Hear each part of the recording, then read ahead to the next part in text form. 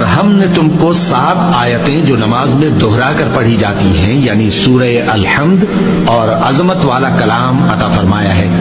ہم نے کفار کی کئی جماعتوں کو جن کو فوائد دنیاوی سے نوازا ہے، تم ان کی طرف رغبت سے آنکھ اٹھا کر نہ دیکھنا اور نہ ان کے حال پر رنج و غم کرنا اور مومنوں کے ساتھ تواضع سے پیش آنا۔ توبہ کرنے والے، عبادت کرنے والے، حمد کرنے والے، روزہ رکھنے والے، رکوع کرنے والے، سجدہ کرنے والے، نیک کاموں کا امر کرنے والے اور بری باتوں سے منع کرنے والے، اللہ کی حدوں کی حفاظت کرنے والے، یہی مومن لوگ ہیں۔ اور اے پیغمبر، مومنوں کو بہشت کی خوشخبری سنا دو، اور جو لوگ سونا اور چاندی جمع کرتے ہیں اور اس کو اللہ کے راستے میں خرچ نہیں کرتے، ان کو اس دن کے عذاب علیم کی خبر سنا دو، جس دن وہ مال دوزخ کی آگ میں خوب گرم کیا جائے گا، پھر اس سے ان بخیلوں کی پیشانیاں اور پہلو